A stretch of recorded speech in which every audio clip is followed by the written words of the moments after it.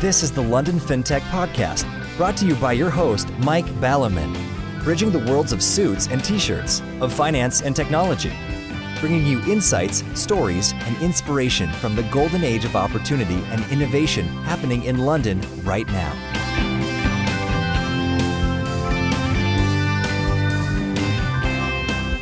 Hi, this is Mike Ballerman, and this is London Fintech Podcast, episode 161, brought to you in association with Smart Pension and the unlistedboard.com.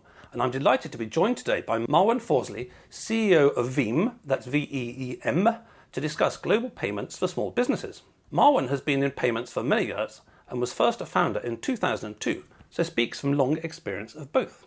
Veem is a global payments network used by small businesses around the world, which allows them to pay their vendors, suppliers and contractors anytime, anywhere.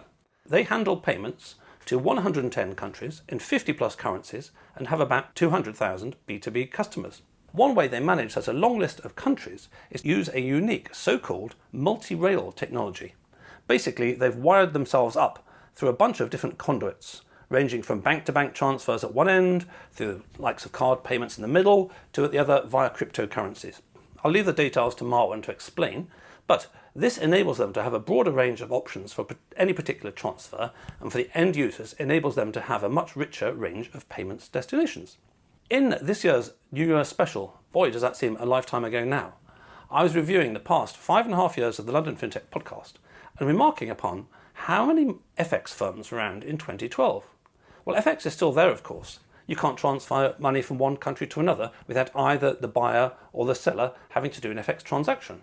Interestingly, however, and partly to my rhetorical question in January about where all the FX fintechs have gone, they're all still here, but what in 2014 was a focus on FX rates became embedded more in the how on earth do I pay a supplier in Bolivia payments question. Just getting the money from A to B can be more of a challenge than the rate. The rate doesn't matter if you can't transfer funds. Maybe that's why Veem spent so long laying down so many tracks. So let's look at both multi-rail payments, but not neglect the age-old problem about how do you judge whether you're getting a good FX rate.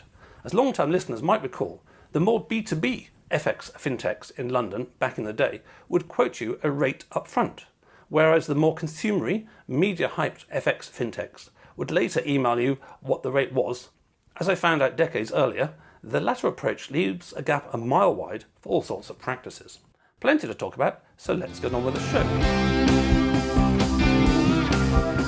Good afternoon, Marwan. Thanks for joining me today. Thanks for having me. And in terms of kicking off, you're on the west coast of the States. We've had a rare 2 weeks in a row of American guests, and we thought we'd talk about something which there hasn't been very much of, something which actually happens quite a lot in life normally, but hasn't been happening recently, which was sports. And in particular, at my end, as listeners will know, I'm a fan of MotoGP, and we've just had the first two races of the season, the motorbike Formula One, basically, in Jerez, in Spain. And an interesting stat from that was Marc Marquez, who's a sort of multiple world champion, crashed last weekend.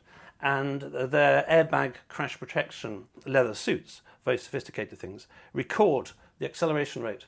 And Marquez, when he crashed, the instantaneous G-force was over 25 Gs. Can you imagine that? That is speed. Yeah. Well, funny enough, actually, that didn't cause him the injury because of the airbags. But then later, unfortunately, his bike hit him at about 100 miles an hour and broke his arm. Being crazy and a motorbike rider, he tried to come back to race a couple of days ago at the second race, but only managed a few days. I mean, it was 40 degrees centigrade as well, so it's a bit tough. Anyway, what sports do you follow? I am, in fast-moving sports, but not as fast as not racing. That fast. I do like soccer. I used to play quite a bit of soccer when I was younger, and skiing. These are two sports that I've spent quite a bit of my younger life in.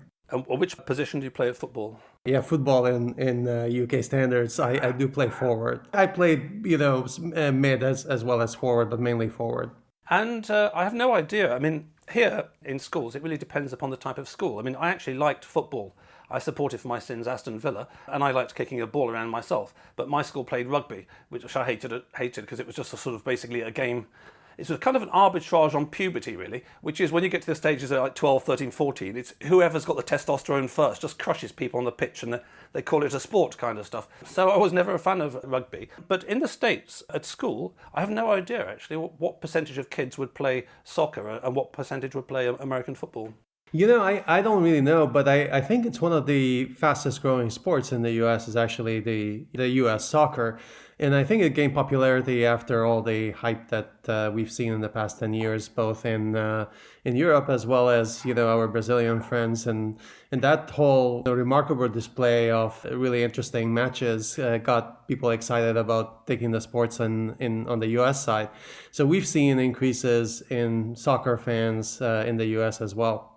It's a good sport. You don't have to be, as big on testosterone. You do have to be more skilled with your feet, but it's a good sport to play and watch. Yes, and just to get my retaliation in first, as you're thousands of miles away, that's quite sort of kind of, it's a trend that I imagined, but it's a bit anomalous because I thought America liked playing sports that next to nobody else played. So you could have a World Series in sort of baseball, for example, which would make it so much easier to be world champions. Whereas if you're joining in soccer, lots of people play soccer actually. It's much more competitive. Yeah, it's also a really interesting team sport because it engages multiple people on the field and has a good dynamic to it, back and forth between the side you're playing against, and there's a lot of schools and systems in place now to motivate the sport and to encourage people to participate in it. Yes, and it's probably sort of less difficult for injuries and stuff like that. So when you weren't busy playing sport and you gave up sort of studying and books and all that kind of stuff, by way of career journey, how did you get from sort of your childhood days of innocence and spare time to now being a founder a couple of times around, where sort of innocence and spare time disappeared a long time ago? It did disappear a long time ago. I started my career in engineering. I did computer engineering, so spent a few years in developing code and over time, I always thought that I'm more interested in being on the product side and essentially, working on how products should work. And so we ended up going into the startup world. I ended up in a company that had the first voice over IP gateway in the market that ended up selling to Nokia. And that was my first experience in startups and how startups can be really interesting vehicles to develop new products into the market. So from there, I ended up in Nokia for a few years, left and started another company called eBillme, which I founded and then later sold into Western Union. Stayed there for a couple of years, left and started Veem. So my entire journey has been going back and forth between startups and very large companies.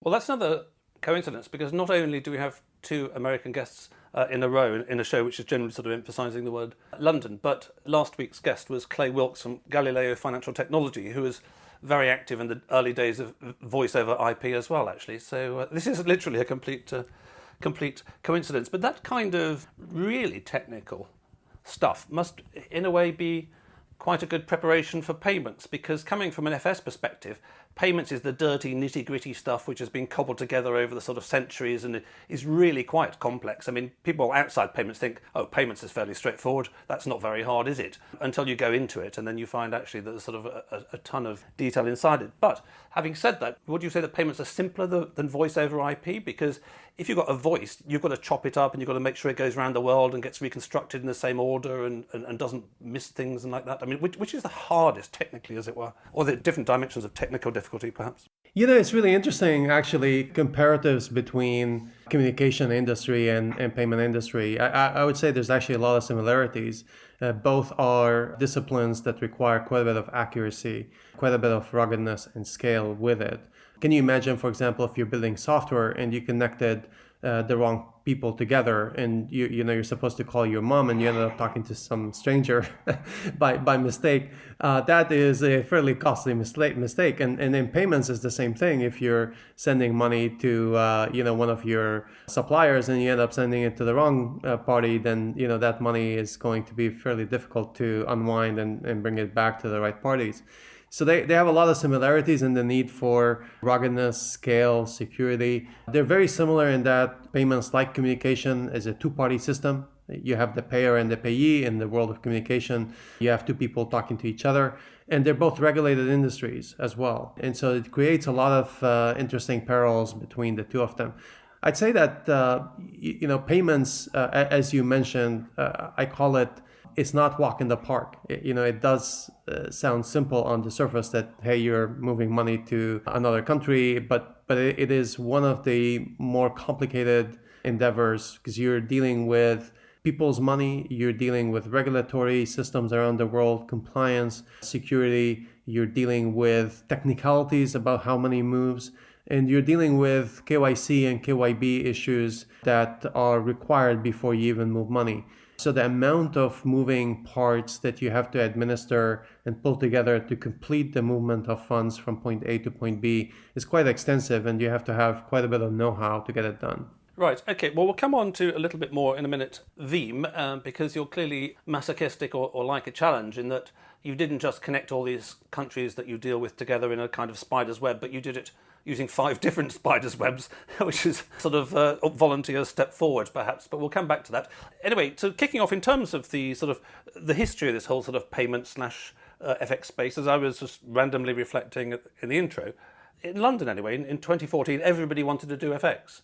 Now, in terms of the sort of 1,000 people that contact me a month, no one wants to contact me about FX, but everyone wants to contact me about payments. Is there a sort of a rebranding thing going on here, or was it literally, as I said, that people focused for the sake of argument on simple currency pairs at the beginning, like, the dollar, sterling and the euro, and therefore most of the complexity in that was simply in the rate. But then they found that actually if they were just focusing on sort of rate, as it were, rather than connecting things up, then getting sort of Bolivia and Zambia and, South Korea involved, was actually the hard thing? I think FX is actually a piece of a puzzle, and it's probably the smaller piece of the puzzle. Because take an example, if I'm moving money from, let's keep it simple for now, from a customer in the US to a customer in London. Let's go through the steps required to get that done. So first, there's the money movement in the US domestically. So from the customer to the provider's bank account, then it goes through banking systems to go to the correspondent bank in the UK, and then from there to the receiving party in the UK. Look how many systems already are in place. There's domestic payment in the US, there's the cross-border element, and there's domestic payment on the UK front. And in order to do this, you gotta know the party that's sending the money, so KYC, and the party receiving the money, which is KYC on the receiving end. So when you look at all this, ironically, the FX portion part, which is converting from US to pound, is probably the simplest and maybe the smallest part of the actual delivery of the funds. A lot of the issues are all about last mile delivery and KYC and KYB, because you can't just move money without knowing who the parties are. And so the reason why maybe the whole focus now is on payments, it's not really a rebranding. It's because payments, at the end of the day, is what actually is being accomplished here. You're moving money from this person to that person, and the foreign exchange part is only a piece of that equation.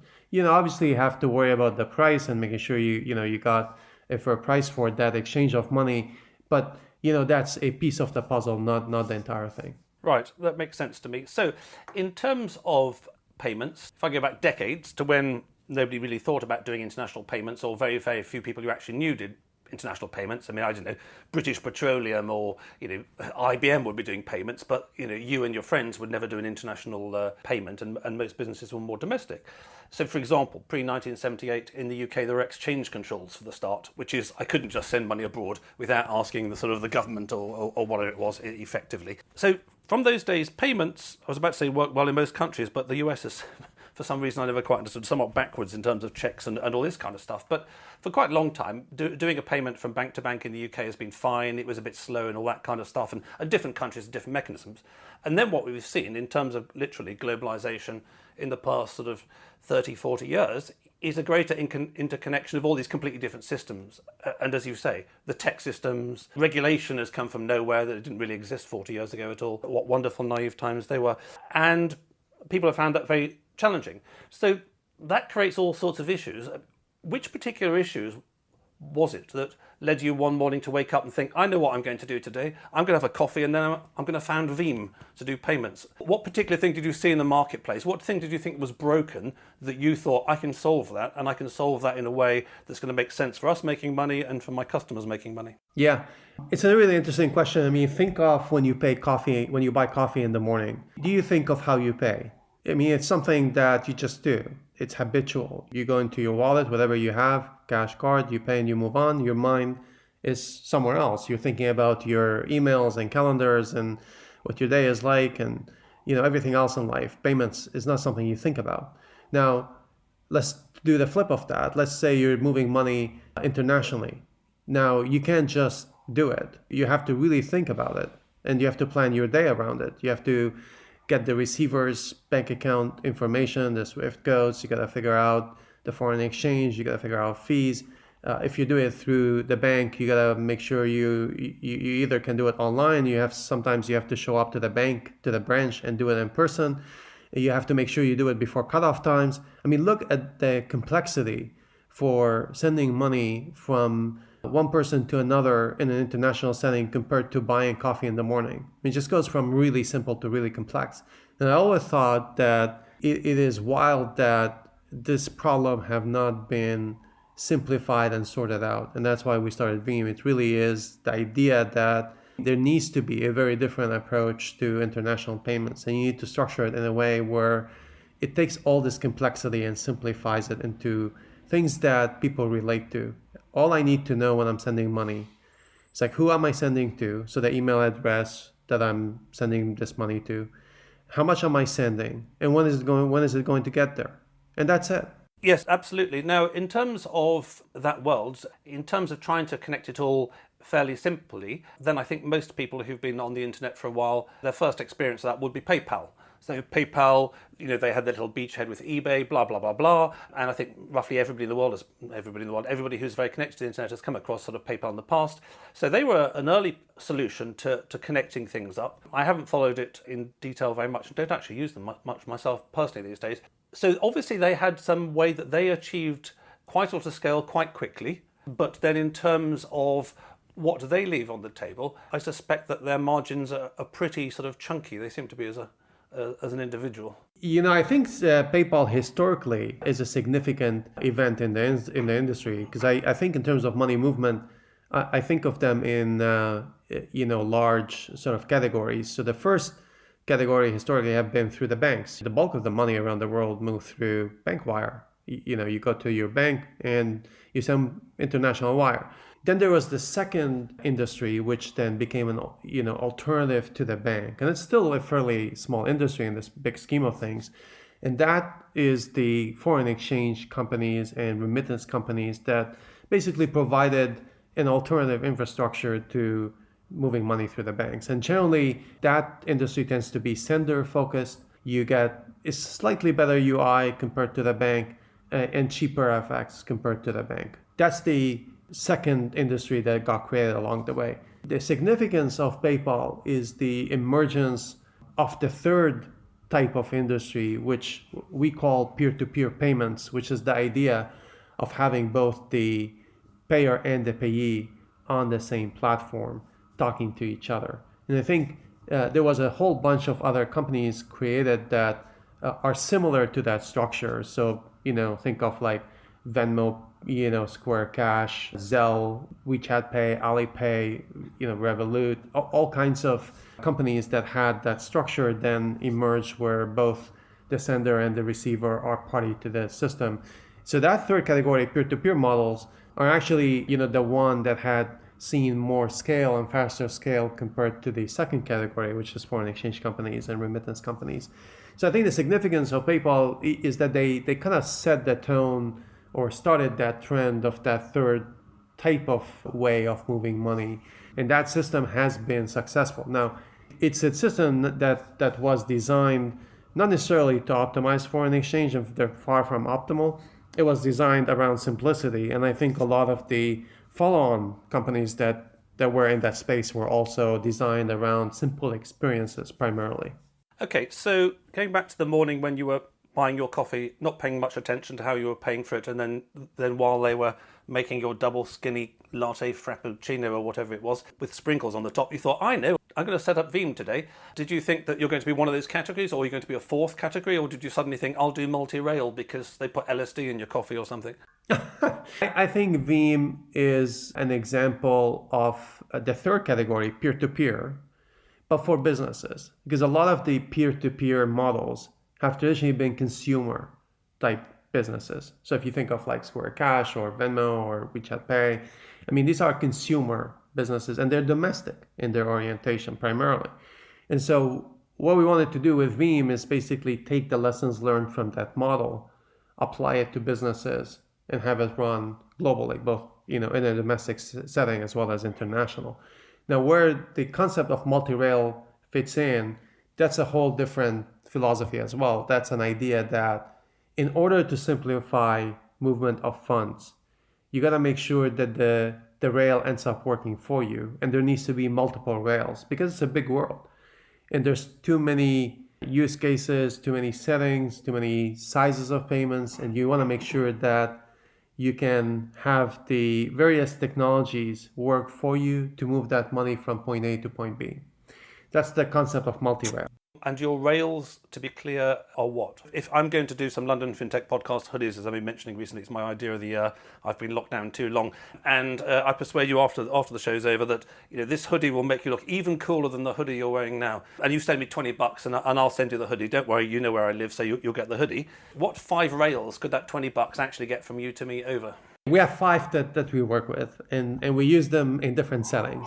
So the first one is transferring funds over our own bank accounts. So this is very similar to the way remittance companies work. If I'm moving money to London, I have a bank account in the UK and I have a bank account in the US. And so money is credited on one side and debited on the other side. So that's the first rail. The second rail, third-party payment providers. There are some countries that are highly regulated and we are not able to service customers in that country directly. So we need to move funds to a payment provider that is licensed on the ground to move domestic payment in that country. And so we give them US dollars, they convert to local currency and send it out to the recipient. And what's an example of that type of country? China, for example, a complicated market. So what we do, we work with cross-border payment providers that we hand them US dollars, they convert to RMB, send RMB out to the recipient.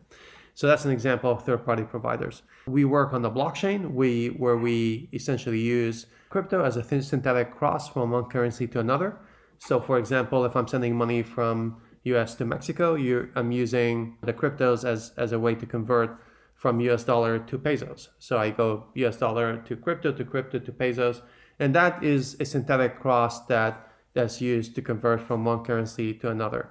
And you do that without running for sort of 15 microseconds risk on Bitcoin or whatever, do you? Is it instantaneous or is it just a tiny risk? Yeah, we don't hold inventories. We basically lock the transactions before we execute them, and we don't care about the price of any of the cryptos. We just lock everything before we trade it.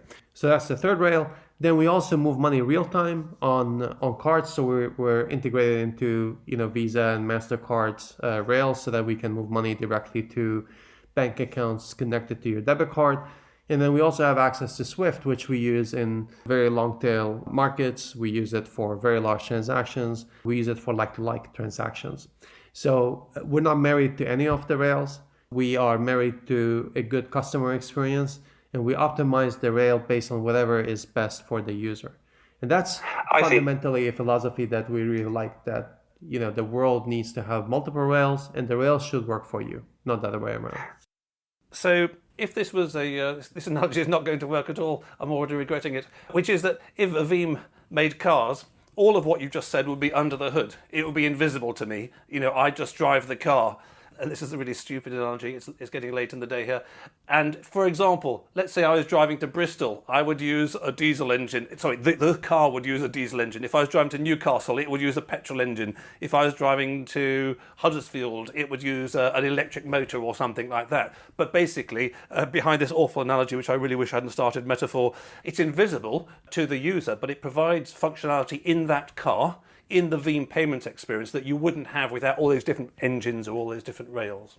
Yeah, let me give you a slightly different analogy. A slightly better one, hopefully. If it's worse, we're in trouble. Let's say you're going from London to Paris. You can fly, you can take a train, you can drive.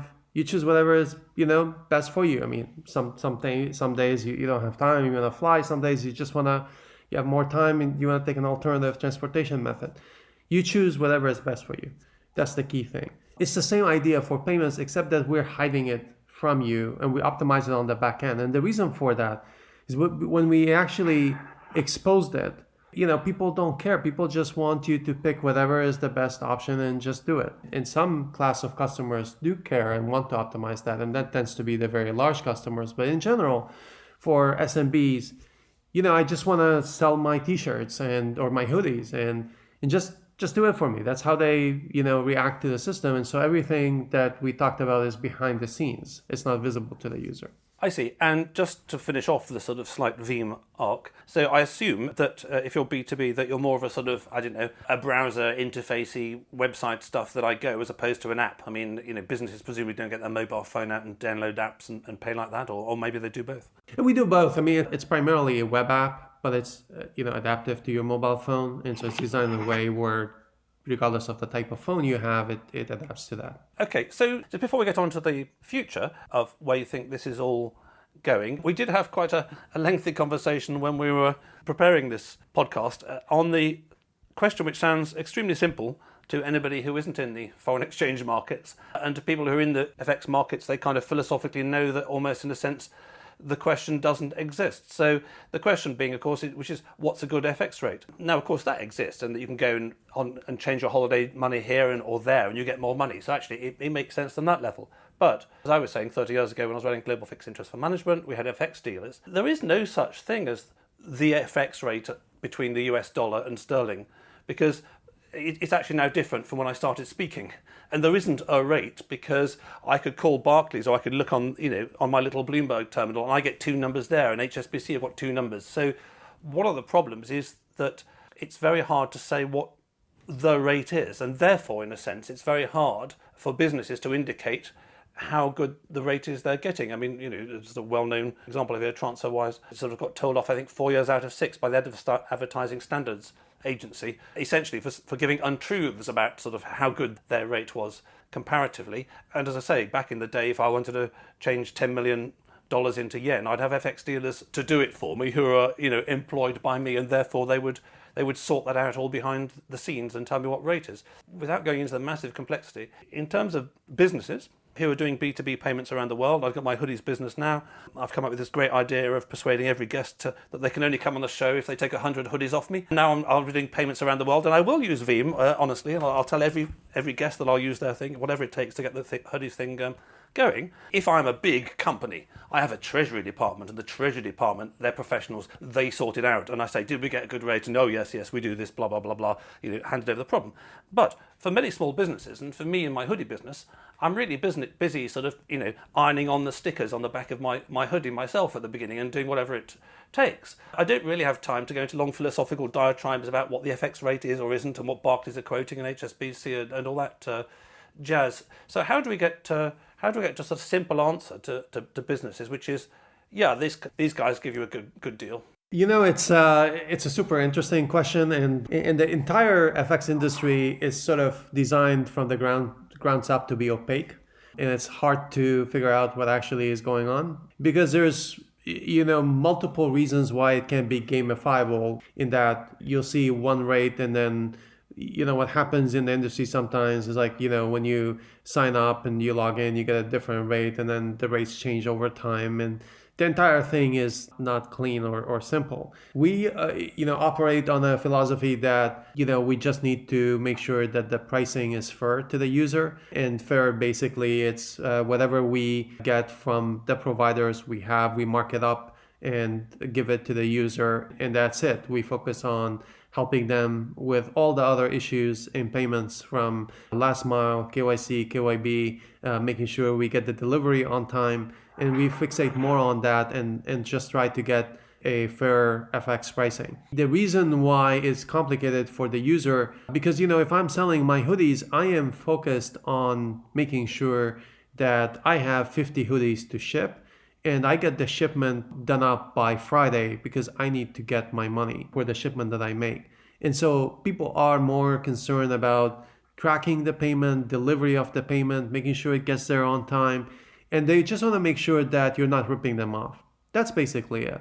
And they know that most of the time they get ripped off when they go to generally, US bank wire, because there's the fees and there's just FX spreads that don't feel right to the user. And that's why they're motivated to use other systems, primarily for simplicity and second for fair pricing, because they know they're going to get a better deal than what they have today. Yes, and it's certainly a complex topic not to dive into the show, but I just wanted to flag it insofar as just at a very personal level. I was in Thailand in the old-fashioned days when you were allowed to go where you liked in the world on a holiday, and we needed some more Thai bahts, and I'd got my bank card in my pocket, I got a Monzo card, and I got a Revolut card. And which of them gives the best rate? Well, Monzo say they give you the MasterCard wholesale rate, whatever that means. Revolut potentially seem to have a better rate, but they're the most complicated thing possible. I didn't actually look it up, which it rather depended in whether FX markets were open in London and all sorts of stuff like that. I could work it out. I mean, I'm in Thailand, I got jet lag. I don't know what time of day it is in Thailand, let alone in sort of London and all that kind of stuff. And as for my bank in the UK, goodness knows what rate I'd got. And then, of course, you have the complexity of sort of ATMs on top of it. I honestly don't know what happened in that. I think I just gave up trying to get cash out. I think I just sort of tapped and paid or something like that. Okay, so having said that, what do you see happening in the next few years? What trends are there in B2B payments around the world? I think the biggest interest and demand in the market is really for significant simplification to processes and to experiences. And you'll see that happen more broadly in Fintechs, and it's overdue in cross-border payments. You'll see the need for companies and businesses to really focus on the things they like focusing on, which is selling their products, and less on figuring out how to deal with the payment itself. They want the provider to just do it and take it on end to end. The businesses find it awkward and annoying that it's 2020 and they send a payment to Mexico, for example. They send $100,000 to Mexico and they have no idea what happened to that payment. And yet they can track their status on airlines, they can track their pizza delivery, they can track their shipment, but they can't track their payment. I mean, it's just so bizarre and wild that I'm sending $100,000 and I don't have a way to figure out where is my money. And I know exactly where my pizza delivery is going to be when I order for lunch. So there's a lot of room for significant amount of simplification that is way overdue. This is an industry, B2B payments. It's an industry that have not seen innovation for a long period of time, for decades. And we're going to see significant amount of that simplification coming up.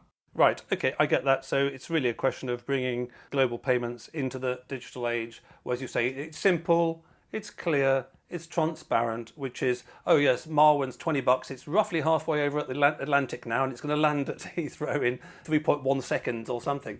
As you say, actually thinking of it that way around, it's totally crazy. I ordered some pens yesterday from Amazon, some coloured pens. I knew exactly where those coloured pens were, but as you say, send $100,000 around the world, you lose track of it for quite a while. Okay, so before we wrap up the show, I'd like to thank all the listeners out there. I'd like to thank my brand partners for the podcast. Smart Pension, who are fast, secure and free.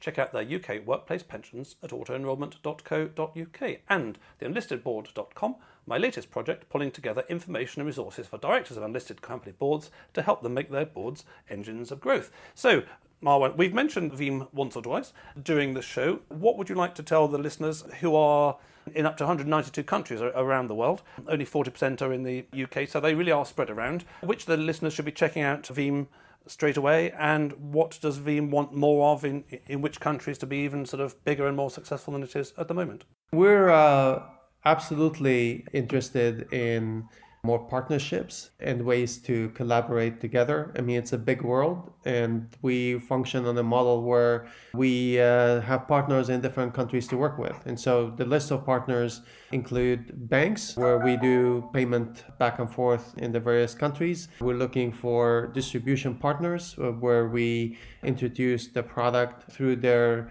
environment to their customers. And we're interested generally in any type of back and forth collaboration where there's product fit between payments or any other services that are adjacent to the payment workflow. So in general, to sum it all up, and that's my shameless plug here, is check out Veem.com. You'll be able to sign up online, test it out.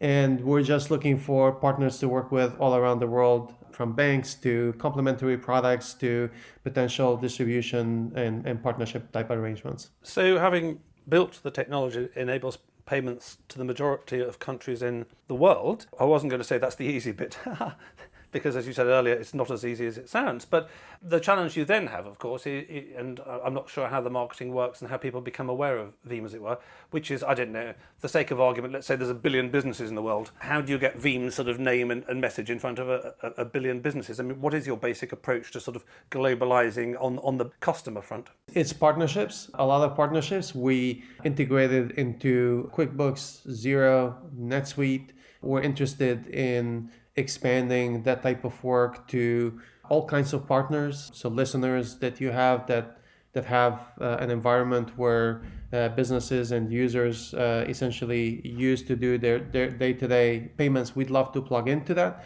We strongly believe that Veem should be plugged into the setting that you're in, so that we simplify the payment in the context of the environment that you're used to. So for example, if I'm inside my accounting system or your ERP system or my shopping cart, I should be able to do payments there. I don't necessarily need to go to Veem.com to just do it on the site. I mean, we'd love to have you do that as well, but it should also plug into the environment you're in. And so we're big fans of partnerships where we can embed the payment into the context that you're working with. Great. Well, going back to the unlistedboard.com and my book on the small company board, I'm sort of obsessively interested in trying to help small companies, particularly in the difficult world we're in today. And business is global, and for sure, one of the most complex aspects of global is getting your payments sorted out from one country to another. So anything that simplifies that, as you guys are doing, anything that brings it into the digital age, anything that brings it into the 21st century and leaves me with more time on my hands for sort of ironing transfers on the back of my hoodies and less for calling banks and hanging on queues and speaking to call centres, has got to be good. So thank you for that, Marwan, and I wish you every success in the future. Thank you for having me. Thanks for listening. If you have any challenges or needs with your unlisted company board, get in touch with me at mike@londonfintechpodcast.com.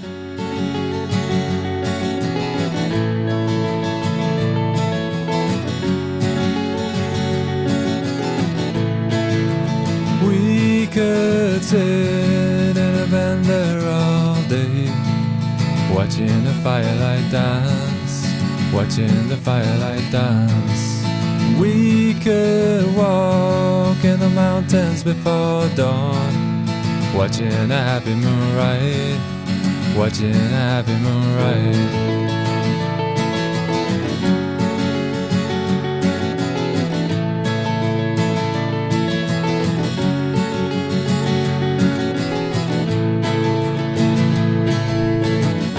So come away from the city, with the tarmac so dead and the people so sad.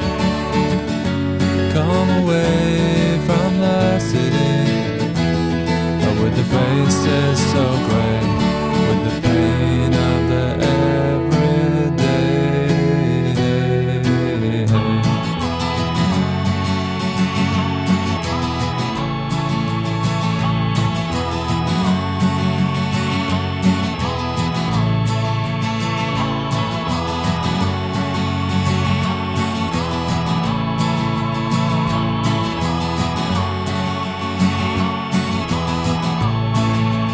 We are wild like the mountains and the trees. Can you see what I mean? Can you see what I mean? When we fade in between the earth and the sky, kiss the city goodbye, wave the city goodbye,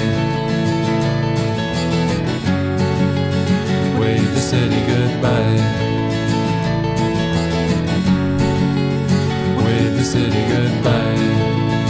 Watch the firelight dance with me, watch the firelight dance with me, watch the firelight dance with me, watch the firelight dance with me, watch the firelight dance with me, watch the firelight dance with me, watch the firelight dance with me, watch the firelight